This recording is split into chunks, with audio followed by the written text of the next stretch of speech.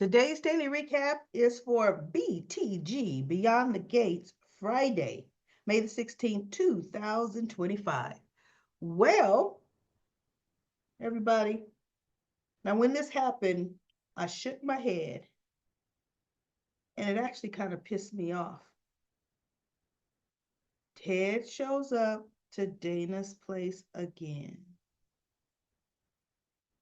saying, I'm putting together a lunch, a birthday lunch for Eva. And Leslie looks at him. Why has everybody got to keep reminding me of what day this is?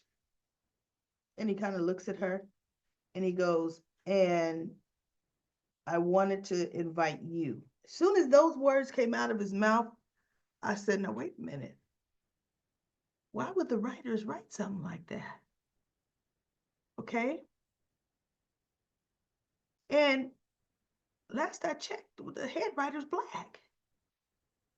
After Leslie slash Dana slash Sherry blew up your life, would a black man now invite her to a lunch? You probably haven't at either one, the club or Fijine's uptown, where the rest of your family goes, right?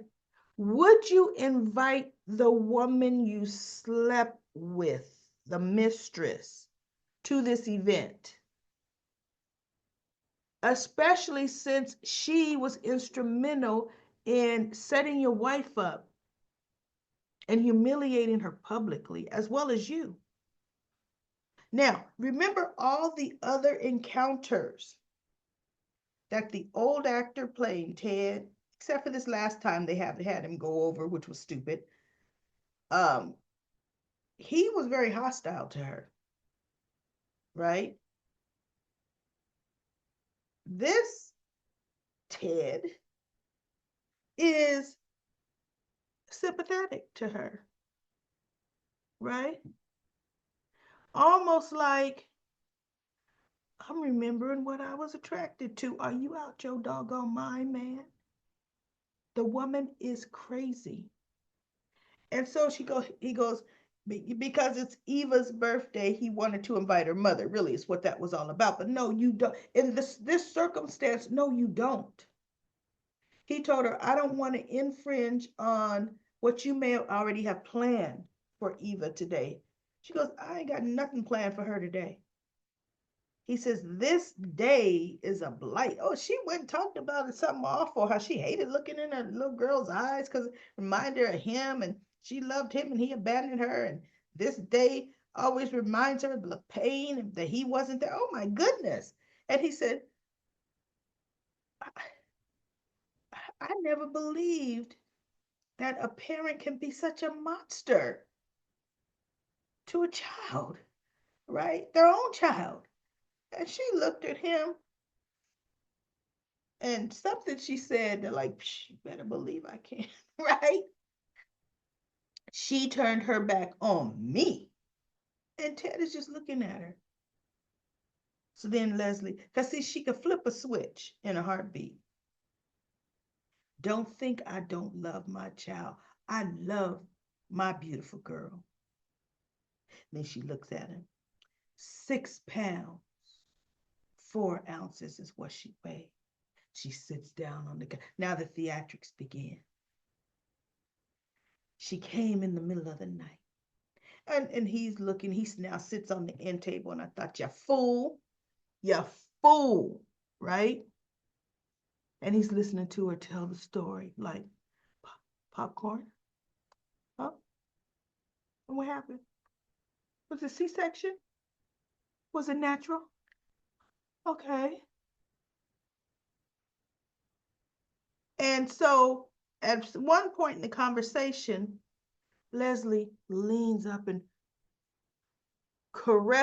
touches his hands are cupped together. You see what I told you about her touching him the last time he was there?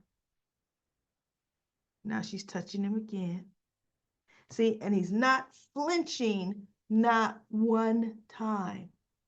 He's not flinching when she touches him, which is letting her know, okay, I got an end to this man. He's not repulsed by me. As a matter of fact, pretty soon he's gonna be pretty doggone happy to see me, if you know what I mean. Right? Mm-hmm. And you want to know what's giving her that in? Ted is.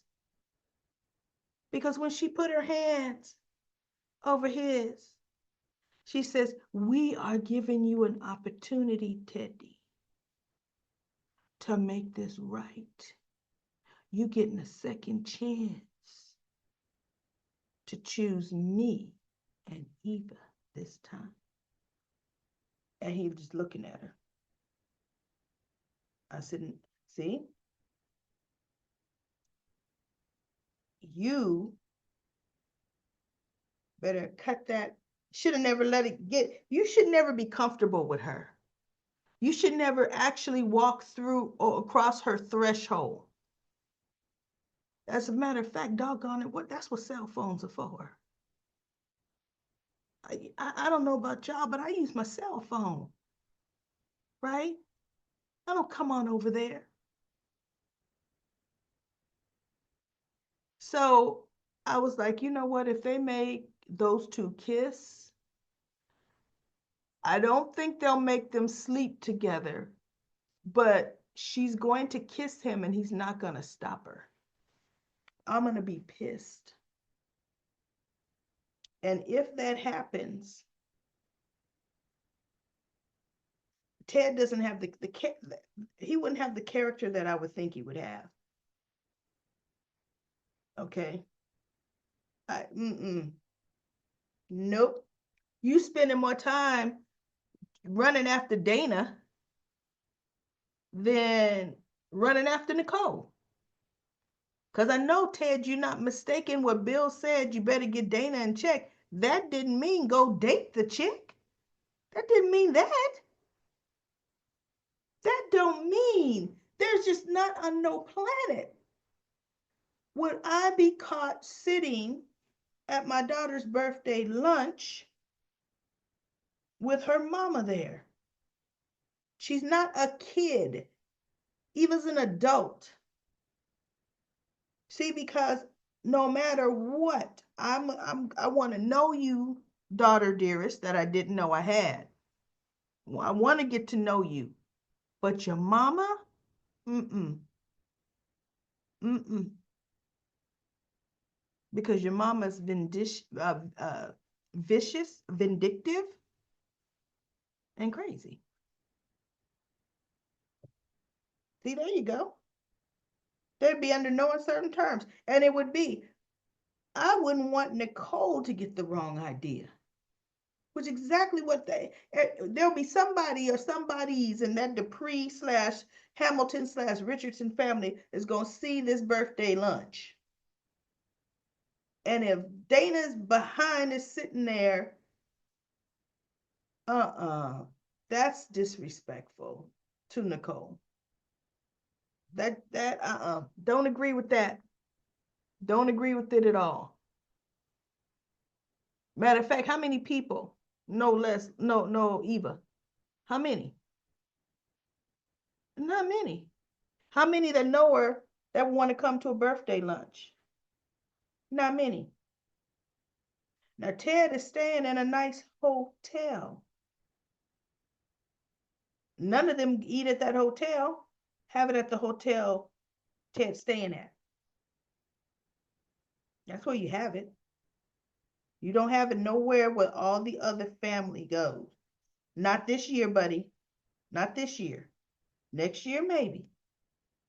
So we'll see what disaster that's going to be. And I'm banking on the fact that it's a disaster. Now we got something creepy that's about to take shape.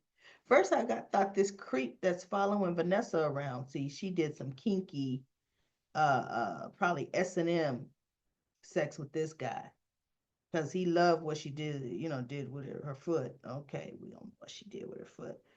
But I could tell by the way she talked to him, she's the dominatrix. right? And she told him, she sat him down. She says, "Oh, you liked what we did?" And he goes, "Yeah, yeah." She goes, "Uh-huh." She says, "Why were you following me?" "Oh, because," he gave her something. She says, "No, don't you ever follow me again."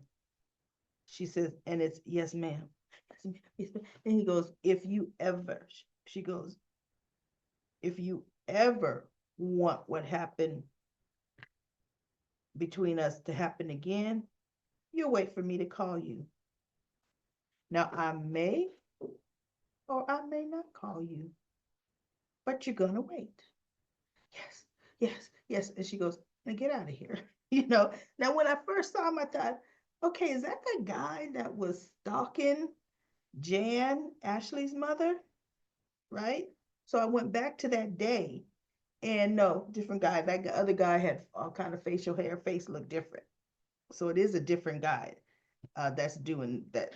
But see, this guy is unhinged enough that he's gonna pose a danger to Vanessa. And you want to know who's gonna save her? This is my prediction. Joey. Joey's gonna end up saving the day, because it ain't gonna be her husband Doug. Doug can't pay attention to nothing, right? Speaking of Dougie, um, the homeless woman, what's her name? June, somehow all of a sudden knew the pneumonia weakened her muscles around her heart or whatever. She needed bypass surgery and blah, blah, blah. So he was the senior advising on the surgery, because there was a couple of other doctors, but they weren't available. But the surgeons they did get, um, Doug was the one supervising them, talking them through things. So whatever, what.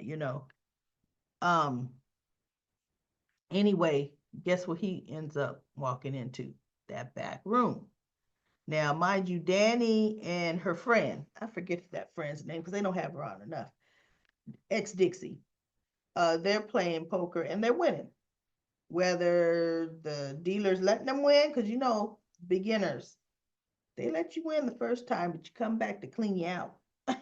That's Joey's MO, right? Because they're trying to raise capital for their new agency. Danny Dupree, whose family has money, is trying to raise capital. Doesn't she already have capital? Didn't she get a hefty divorce settlement? Wouldn't daddy and mama invest in that venture? But they playing poker, winning money, and they winning, but they having fun. So they go, "Dougie, come on in." But Joey comes out his office and he's telling Doug, "Okay, you come in here. This means you either have all my money or you're stupid." But the week isn't up, right? He gave him a week. And he goes, "I just wanted to let you know that I observed in surgery today." And Joey's looking at him like, "Why would I want to know that?" "And this cast is coming off, and I will be doing back-to-back surgeries." And he goes, "You know how many years it would take you to pay me the money you owe me?" Uh-uh. "I told you, go to your wife, ask your wife. She's got the money." He goes, "I told you I will not involve Vanessa in this." So Joey said, "You don't call her, I will." Mm-hmm.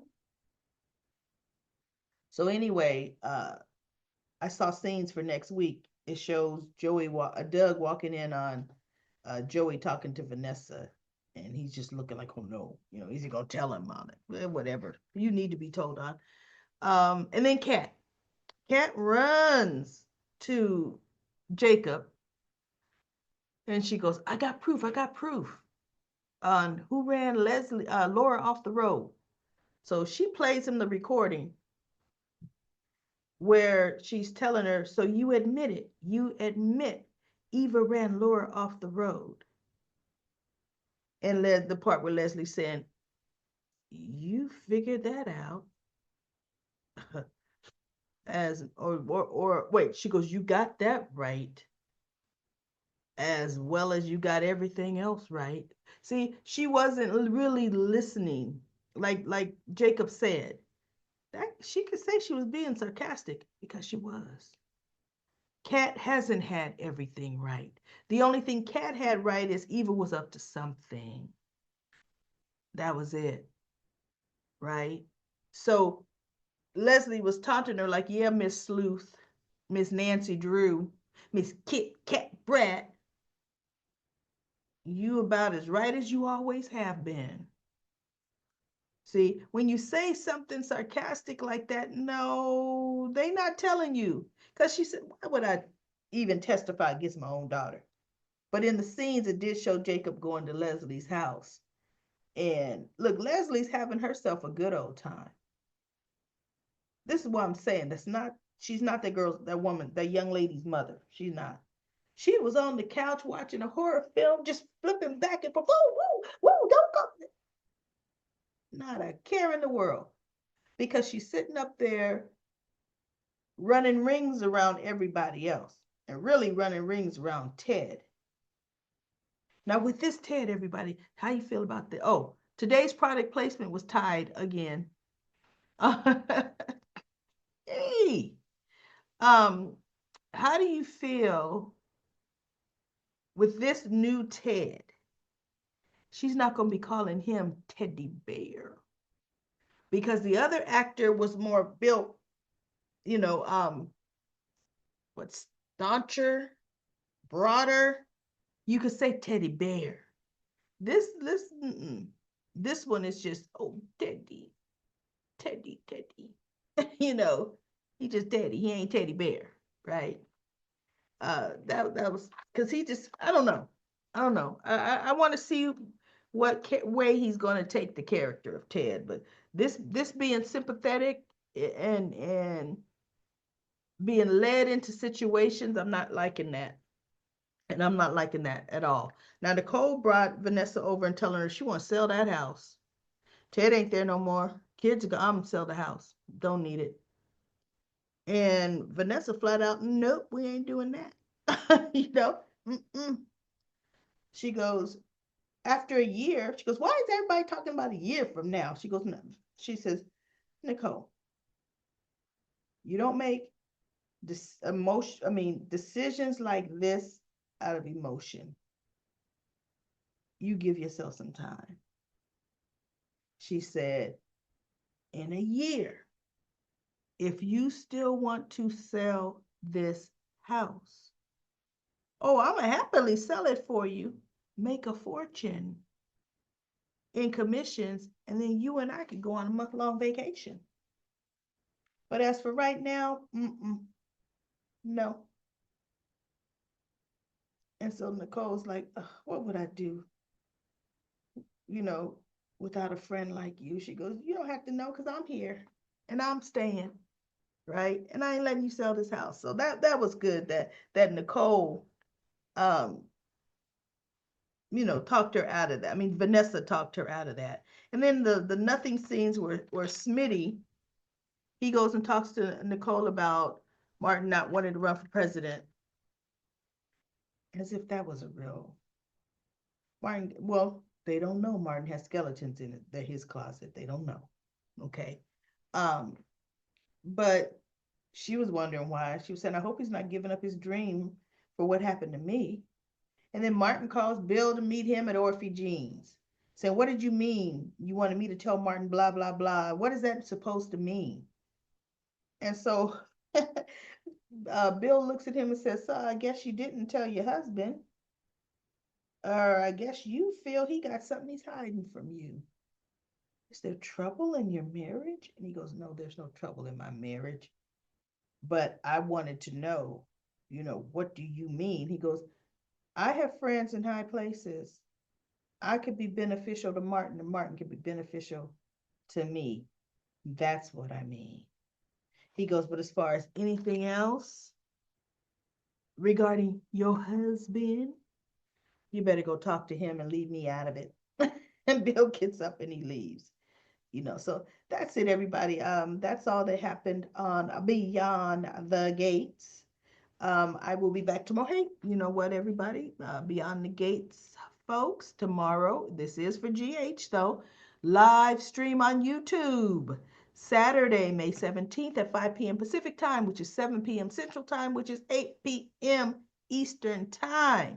So come on, let's talk about General Hospital. I said in probably 3 months, maybe by end of summer, I'll be doing a comment corner um, once a month thing too, but we got to get the viewers up more before I do that because it'd be just me and two people on that live stream, and that's not enough. Anyway, everybody, I'll be back Monday with another daily recap for Beyond the Gates.